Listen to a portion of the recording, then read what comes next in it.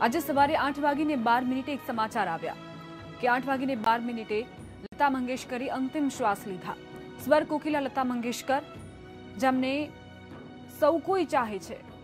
આખા ભારત દેશમાં તમામ લોકો, કોઈ પણ વર્ગ હોય, વડીલ હોય, બાળકો હોય, કોઈ પણ વયજૂથના લોકો હોય, તમામ સ્વર કોકિલા લતા મંગેશકરના ગીતોને, તેમના અવાજને એટલો જ પ્રેમ કરે છે। લતા દીદીના પાર્થિવ દેહને થોડી વારમાં અંતિમ દર્શનાર્થે રાખવામાં આવશે। પ્રધાનમંત્રી મોદી પણ અહીં પહોંચવાના છે, તેઓ રવાના થઈ ગયા છે। સાંજે 6:30 વાગે અંતિમ સંસ્કાર કરવામાં આવશે। સ્વર કોકિલા લતા મંગેશકર આપણી વચ્ચે ભૌતિક રીતે નથી, પરંતુ તેમનો સ્વર, તેમનો અવાજ એ તેમની પહેચાન છે। તેમણે આ ગીત ગાયું હતું અને આજે આ ગીત સાંભળતા જ તેમના જે ચાહકો છે તે પોતાના અશ્રુઓને રોકી નથી શકતા। આ તસવીરો જુઓ, તૈયારીઓ કરવામાં આવી રહી છે, કારણ કે તેમના સમર્થકો, તેમના ચાહકો ખૂબ જ મોટા પ્રમાણમાં છે। તેમનો ચાહક વર્ગ એ એક ઝલક જોવા માટે અત્યારે તલપાપડ થઈ રહ્યા છે। 8:12 અંતિમ શ્વાસ લતાજીએ લીધા। આ સમાચાર સાંભળીને જ સૌ કોઈ શોકમગ્ન બની ગયા છે। શું નેતા, શું અભિનેતા, સામાન્ય વર્ગના લોકો, સામાન્ય નાગરિકો, તમામ આટલા દિવસથી 29 દિવસનો આ સમયગાળો જ્યારે તેઓ હોસ્પિટલાઇઝડ હતા તે દરમિયાન પ્રાર્થનાઓ કરવામાં આવતી હતી। મંદિર, મસ્જિદ, ચર્ચ, દરેક જગ્યાએ પ્રાર્થના કરવામાં આવતી હતી કે લતા દીદી, લતા તાઈ, સ્વર કોકિલા તેઓ ફરી એક વખત સાજા થઈને લોકોની વચ્ચે આવે, પરંતુ એવું બની ન શક્યું। એ પ્રાર્થનાઓ ફળીભૂત ન થઈ। મુંબઈના શિવાજી પાર્કમાં આજે અંતિમ સંસ્કાર કરવામાં આવશે। રાષ્ટ્રીય સન્માન સાથે લતાજીના અંતિમ સંસ્કાર કરવામાં આવશે। પ્રધાનમંત્રી પોતે આવશે। આપે સાંભળ્યું હશે કે મન કી બાતમાં પ્રધાનમંત્રી મોદીએ જે વાતચીત કરી હતી લતાજી સાથે, એ વાતચીતના અંશ રજૂ કર્યા હતા। આટલી મોટી શખ્સિયત, આટલી મોટી હસ્તી, સ્વર કોકિલા, માં સરસ્વતી તેમના ગળામાં વાસ કરે છે, એવા તમામ અલગ અલગ શબ્દો તેમના ચાહકો તેમની માટે ઉપયોગમાં લેતા હતા। અને એ શખ્સિયત પ્રધાનમંત્રીની સાથે વાતચીત કરી રહી હતી એકદમ સરળતાથી। કોઈ જેવો ભાવ નહીં કે તેઓ આટલા મોટા સેલિબ્રિટી છે, આટલી મોટી હસ્તી છે। દિલ્હીથી મુંબઈ જવા માટે પ્રધાનમંત્રી રવાના થયા છે। અંતિમ દર્શન કરશે પ્રધાનમંત્રી। અને જ્યારે લતાજી આ દુનિયાને અલવિદા કહ્યું છે તે દરમિયાન એક બાદ એક બોલિવૂડ હસ્તીઓ પણ અહીં આવી રહી છે। वो कभी शी इज इमोर्टल, उनकी लीगेसी कंटिन्यू करेगी। कितनी पीढ़ियों तक वो काम किए हैं, कितनी पीढ़ियों के साथ, लगातार 3-4 पीढ़ियों के साथ, और आने वाली जितनी भी पीढ़ियां आएंगी सब उनसे बहुत कुछ सीखने को पाएंगी।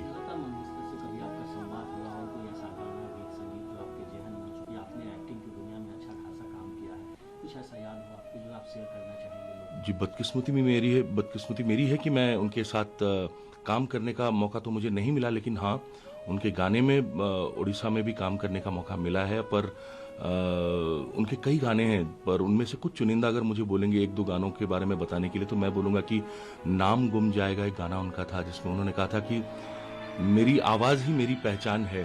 वो सच है, लता जी की आवाज़ ही उनकी पहचान है और हमारी शान है वो। और दूसरा एक गाना मुझे, आप सबको पता होगा, ए मेरे वतन के लोगों, वो गाना जिस तरीके से और जिस इमोशंस के साथ उन्होंने गाया था, मैंने सुना है कि उस वक्त के हमारे पूर्व प्रधानमंत्री भारत के पंडित जवाहरलाल नेहरू जी, उस वक्त उनकी आंखों में भी आंसू आ गए थे। और वो गाना जब भी सुनते हैं हम लोग, तो देश के लिए एक भावना अलग जाग उठती है अंदर में। ऐसे इंसान, ऐसे व्यक्तित्व कभी मर नहीं सकते, ये अमर हैं। पर हाँ, physically undoubtedly we will miss her, क्योंकि हमारे देश के वो रत्न हैं, और रत्नों का कोई मूल्य नहीं हो सकता, कोई मूल्यांकन नहीं कर सकता कभी।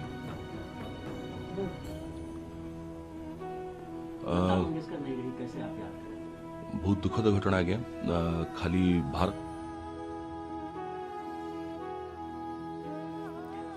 તો એક બાદ એક રિએક્શન પણ આપણે સંભળાવી રહ્યા છીએ।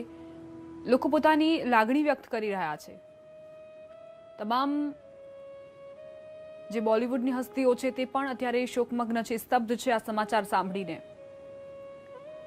લતાજી જે સ્વર કોકિલા તરીકે ઓળખાતા અને તેમનું આજે નિધન થયું છે. કોરોના બાદ ન્યુમોનિયા અને તેનાથી તેમની તબિયત લથડતી જ જઈ રહી હતી. આ પહેલા એવા સમાચાર આવ્યા હતા 3 થી 4 દિવસ પહેલા કે તેમનું શરીર રિસ્પોન્ડ કરી રહ્યું છે સારવારને.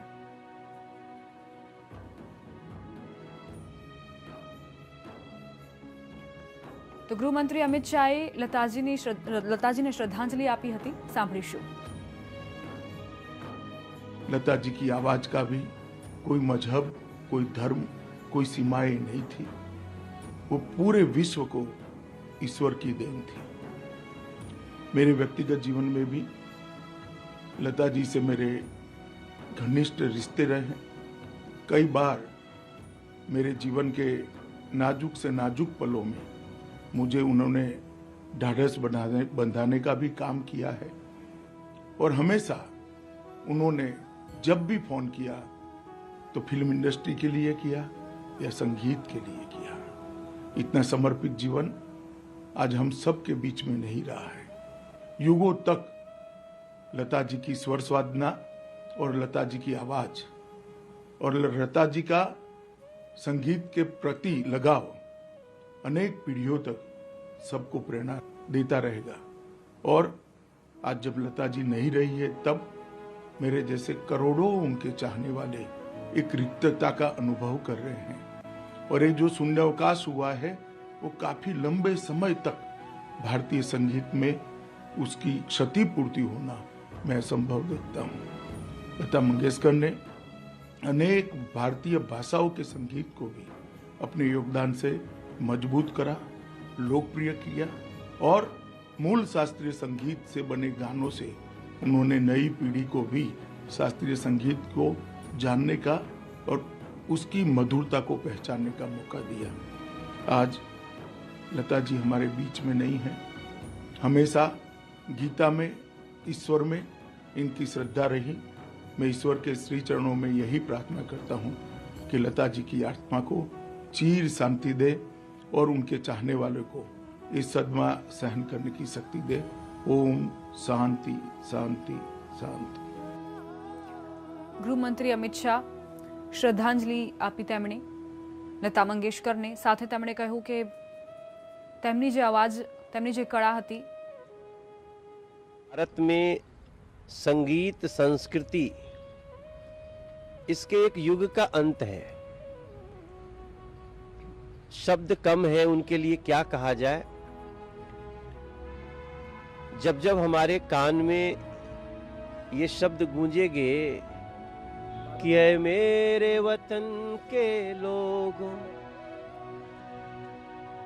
तुम खूब लगा लो नारा. अपने स्वतंत्रता दिवस, गणतंत्र दिवस पे कि ये शुभ दिन है हम सबका, लहरा लो तिरंगा प्यारा. पर मत भूलो सीमा पर वीरों ने है प्राण गवाए. जब लता दीदी की आवाज में ये बात चलती है तो मैं समझता हूँ उस समय लता दीदी हमारे, हम कलाकारों के लिए और भारत के कलाकारों के लिए, दुनिया के स्वर साधकों के लिए लता दीदी का जाना एक बहुत बड़ा क्षति है. हमारे लिए तो व्यक्तिगत है. मैं तो बहुत 4-5 बार उनसे मिला हूँ. मैं मुंबई के वो लोढ़ा जी, गजेंद्र भाई, इन लोगों के कारण मिला और वो क्षण हमारे लिए जीवन के अद्भुत धरोहर बन गए. जो मुलाकात हुई और जिस तरह की कुछ याद आता है? अरे बाप, मतलब मैं बताऊं आपको ना कि आप दूर से जितनी बड़ी पर्वत स्वरों की लगती है लता दीदी, पास जाने पे वो एकदम एक जैसा लगता है मेरी बड़ी बहन है, हमारी माँ है. इतना करुणा भरा हुआ है. छोटे से छोटे कलाकार को भी दीदी ये गाते हैं तो अच्छा जरा गा के सुनाओ, गा के सुनाओ. अब वो तो उस कलाकार के लिए भारत रत्न ही होता था जब वो किसी को कहती थी तुम सुनाओ. हम भी उसमें ये सौभाग्य हमको मिला है और हम तो उनके साथ एक मंच पे शेयर भी किया है मेरे वतन के लोगों। नरेंद्र भाई भी थे वहां पे, नरेंद्र मोदी जी को वो कितना स्नेह करती थी। तो मैं समझता हूँ लता दीदी भले अपने स्थूल शरीर से नहीं है, लेकिन वो हमारे मन में एक ऐसा मंदिर है जिसमें लता दीदी हमेशा रहेंगी।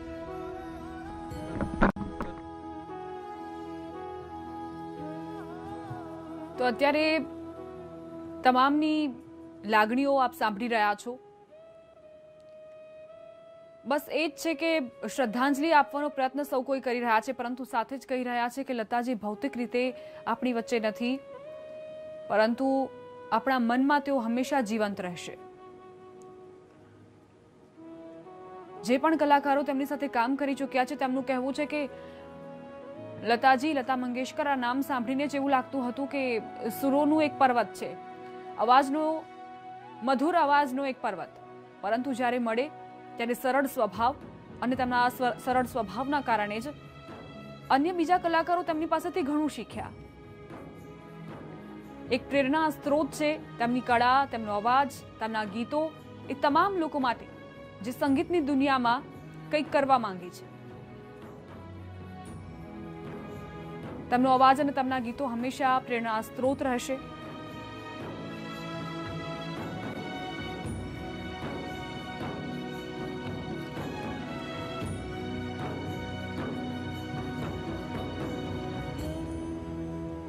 આપણી સાથે તૃપ્તિ ગઢવી જોડાઈ ગયા છે, તેઓ ગાયિકા છે। તૃપ્તિજી, લતા મંગેશકરનું નિધન, આ સમાચાર જ્યારે આપણે સાંભળ્યા, આપ શું અનુભવ કરી રહ્યા હતા? જી, હું આજે સવારે મને જ્યારે ખબર પડી, કારણ કે હજી બિલીવ જ નથી થતું કે લતાજી આપણી વચ્ચે નથી રહ્યા। હજી મને તો માનવામાં જ નથી આવી રહ્યું, પણ મેં એકાએક બધાના સ્ટેટસ જોયા। હું હમણાં જ પ્રોગ્રામમાંથી આવી હતી અને મોબાઈલ ઓન કર્યો અને સ્ટેટસમાં ખબર પડી કે આવી રીતે લતાજી નથી રહ્યા આપણી વચ્ચે, પણ હજી કહેવાય ને વિશ્વાસમાં નથી આવી રહ્યું કે લતાજી આપણી વચ્ચે નથી રહ્યા। તૃપ્તિજી, એવું કહેવાય છે કે જે પણ સંગીતની દુનિયામાં કંઈક કરવા માંગે છે, અથવા તો અત્યારે નવા છે, અથવા તો ઘણા એવા વર્ષો કાઢ્યા, પરંતુ તે લોકો પણ એવું જ વિચારે છે કે એક પાઠશાળા છે, એક આખી શાળા છે લતાજીનું જીવન, લતાજીની સફર। જી, હેલો, જી જી, શું આપ કહી રહ્યા છો? મને ફરી જે પણ કલાકારો આ સંગીત જગતમાં કંઈક કરવા માંગે છે તે લતાજીના જીવનને એક પ્રેરણા સ્ત્રોત રીતે જુએ છે, અને કેટલાક કલાકારોનું એવું પણ માનવું હતું કે લતાજી જેવું અમે 1% પણ નથી આપી શકતા, કારણ કે તો સંગીતની દેવી છે। આપ આ લઈને શું કહેશો? જી બિલકુલ, સાક્ષાત સરસ્વતીનું સ્વરૂપ કહેવાય લતાજી અમારા લોકો માટે તો। અને અમે આજે જે કંઈ પણ છીએ, લતાજીને સાંભળીને જ અમે લોકો અહીંયા સુધી પહોંચ્યા છીએ, પણ એમના જેટલું તો અમે 1% પણ અમે આપી શક્યા નથી, ભલે અહીંયા સુધી પહોંચ્યા છીએ છતાં પણ। અને જેટલા પણ દિગ્ગજ કલાકારો છે અત્યારે હાલના સમયના, બધા જ લતાજીને જ ફોલો કરે છે, એમના જ ગીતો, અને જૂના જમાનાના જે ગીતો છે એ આ ટાઈપના તો હજી સુધી કોઈ ગાઈ શકશે નહીં, જ્યાં સુધી મારું માનવું છે ત્યાં સુધી। તૃપ્તિજી, ભારત રત્ન લતા મંગેશકર, અને જ્યારે તેમનું નિધન થયું, આપ એવા કોઈ સંસ્મરણો યાદ કરવા માંગતા હોય, અથવા તો કોઈ એમની એવી યાદ તમારી સાથે જોડાયેલી હોય, અથવા તમે કનેક્ટ થતા હોય? એકચ્યુઅલી હજી આજ સુધી મને એવો મોકો મળ્યો નથી કે હું લતાજીને સાક્ષાત મેં જોયા હોય, કારણ કે એવો મોકો આજ સુધી મળ્યો નથી મને, એટલે એવા કોઈ એમની સાથેના કોઈ યાદગાર પ્રસંગ નથી, પણ હા, એમના ગીતો તો હું બહુ જ સાંભળું છું, મારા આઈડિયલ છે લતાજી। તૃપ્તિજી, પેઢીઓની વાત કરીએ તો એવું કહેવાય છે કે લગભગ 6 દશક સુધી તેમણે પોતાના ગીતના માધ્યમથી, અવાજના માધ્યમથી સૌ કોઈને મંત્રમુગ્ધ કરી દીધા હતા। એટલે કોઈ પણ પેઢી, કોઈ પણ વયજૂથનો માણસ હોય, કોઈ પણ વ્યક્તિ હોય, એ લતાજીનો અવાજ જ્યારે સાંભળે, એમના સુરો જ્યારે સાંભળે ત્યારે મંત્રમુગ્ધ થઈ જતા હોય છે। આપ જ્યારે તેમના ગીતો સાંભળતા હતા, શું અનુભવ હતો આપ, શું અહેસાસ આપને થતો હતો? જી બિલકુલ, લતાજીએ ઘણા બધા ગીતો આપ્યા છે, અને એમાં એક જ ભાષામાં ને એમણે અનેક ભાષાઓમાં પોતાનું ગીત દ્વારા એમણે પ્રસ્તુત કર્યું છે પોતાનું મ્યુઝિક। અને એમના કોઈ પણ ગીતો, તમે ચાહે કોઈ રોમેન્ટિક ગીત લઈ લો કે પછી કોઈ સેડ સોંગ લઈ લો, તમે જે પ્રમાણેનું ગીત સાંભળશો તમે એ માહોલમાં જતા રહેશો। જી તૃપ્તિજી, ખાસ આપ એક ગાયિકા છો, આપ કોઈ એમનું ગીત સંભળાવી શકો તો, અને એક પ્રયાસ કે તેમને શ્રદ્ધાંજલિ આપવાનો, તેમને યાદ કરવાનો.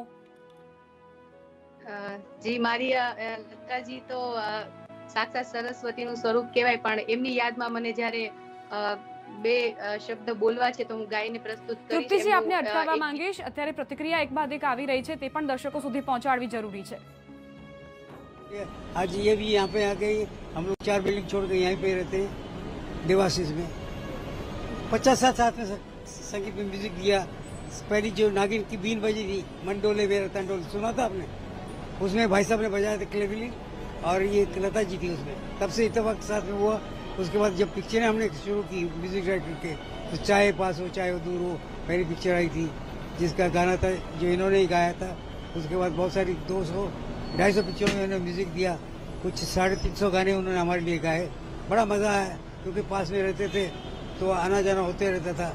गाने की सीटिंग होती थी तो पहले आके, इनकी खास खूबी ये थी कि गाना जब भी रिकॉर्ड होता तो वो उसी वक्त नहीं गाते थे, अगले दिन आके गाना सुन जाएंगे, समझ जाएंगे कि किसके पे पिक्चराइज हो रहा है, क्यों हो रहा है, जवानी में है, बुढ़ापे में है। कभी गाना होता बच्चों का गाना होता, कभी बड़ों का होता, उस हिसाब से वो टोन बना के गाती थी। शब्दों में कई है, पंजाब का गाना होता है, कभी गुजरात का गाना है, कभी महाराष्ट्र का गाना है, तो उसके लहजा होता है, उस हिसाब से गाना पड़ता है उसमें। ट्यून तो वही होती है, शब्द भी वही होते हैं, लेकिन बोलने का अंदाज जो है वो उस तरह का हो तो लगता है कि उस पिक्चर के लिए गाना किया। आप ऐसा कोई पल बता सकते हैं जो आपको लता दीदी के साथ आज भी याद है, मतलब वो आप बहुत मिस करेंगे? जिंदगी में बहुत सारी बातें भी मिस करेंगे, क्योंकि एक दिन बुखार हो इनको आ गया था और हमको कोरा कागज का गाना करना था। तो गाने के वक्त इनकी तबीयत ठीक नहीं थी, तो हमने बोला कि भाई आना पड़ेगा, जरा मुश्किल है, थोड़ा सिंपल गाना गा के जाइए। तो बोले ठीक, मैं आऊँगी, लेकिन 1-2 टेक दूंगी। पहला ही टेक इन्होंने ओके कर दिया, और उस गाने को कमाल की ये बात यह है कि नेशनल अवार्ड उनको मिला कोरा कागज के लिए।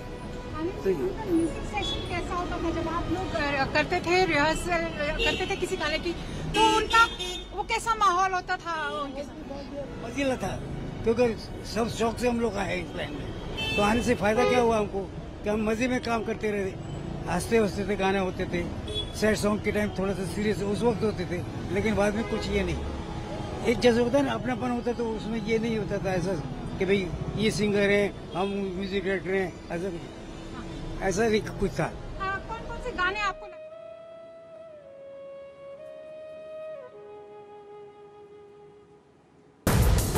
पेट्रोल डीजल पुरावता केम सावधानी राखवी છે જરૂરી?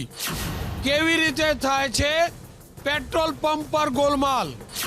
પેટ્રોલ ડીઝલમાં કટકી થાય છે ત્યારે હું તો બોલીશમાં રાત્રે 8 વાગે થશે તેલના ખેલનો પર્દાફાશ।